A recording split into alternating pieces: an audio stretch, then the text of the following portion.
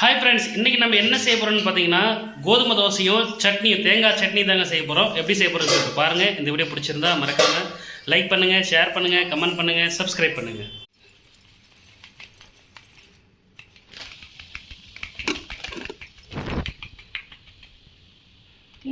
எல்லாம் கூட கம்மியாக கொடுக்குது.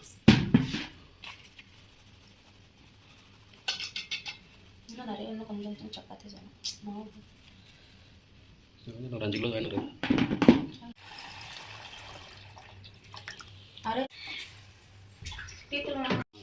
கஷ்டம் தருமா?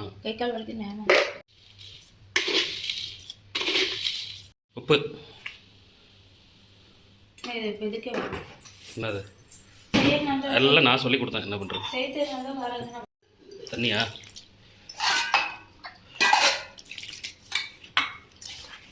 கையில் கரைக்கிறேன். கட்டி இல்லாமல் ஃபஸ்ட்டு கையில் கரைச்சிக்கணுமா?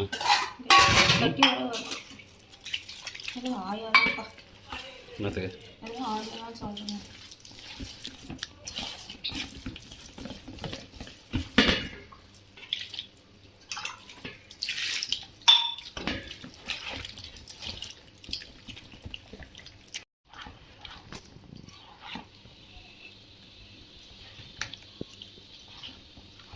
கட்டி கட்டியா இருக்கா?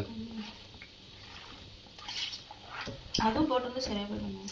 இது அந்த மாதிரி நிறைய ஆயிடுச்சுன்னா சரியா போயிடும். எல்லாத்தையும் சப்பாத்தி போயிடும்.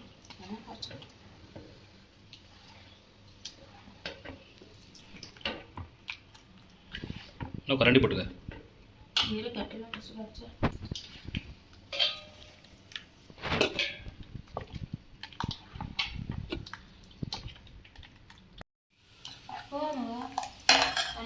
மாவு நல்லா கரைச்சாச்சு.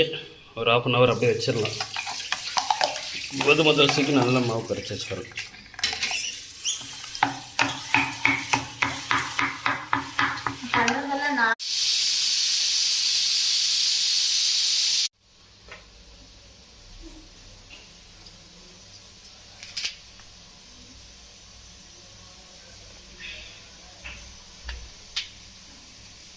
நான் எடுத்த தேங்காய் சூப்பராக இருக்கேன்.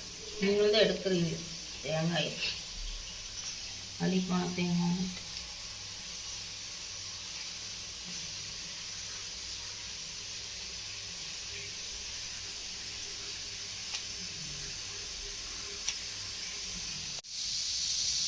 அப்படியே என் சொல்லிச்சுக்கலாம்.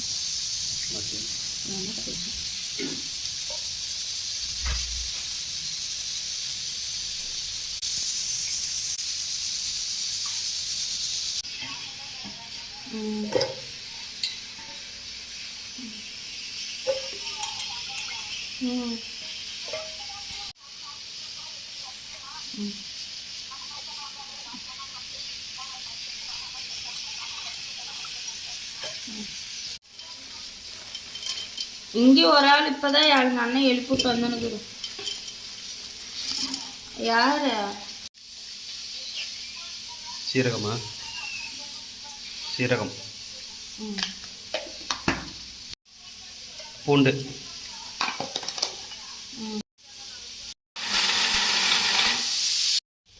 உப்பு போட்டியா? கல்லுப்பு,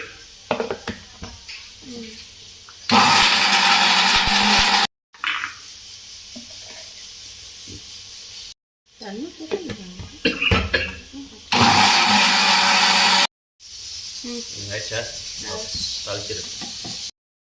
சட்னி தாளிக்கிறதுக்கு எண்ணெய், சீரகம். சீரகம் போட்டால் மணமாக இருக்கும் சட்னி. அரைச்ச சட்னி. கொஞ்சம் கூட சத்தமே வரல. என்ன சத்தம் வரும் நமக்கு? சட்னி ரெடி.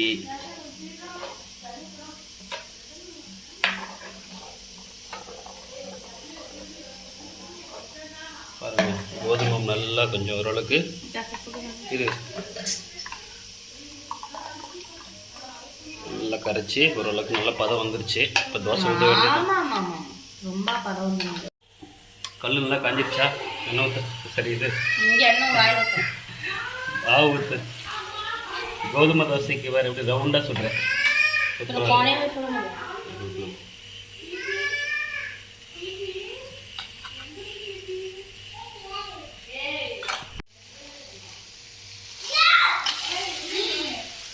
எப்படி நான் இதில் ஐடியா பண்ணி கொடுத்தது உங்களுக்கு எப்படி? நாளைக்கு காலைக்கு தான் என்ன பண்ணுறதுன்னு தெரில.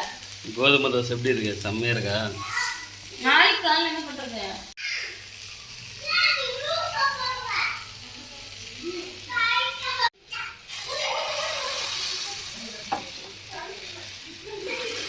நம்ம ரைஸ்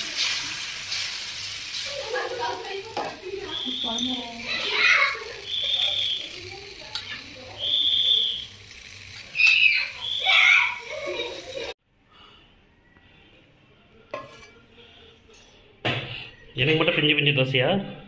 அது வந்து பின்னாடி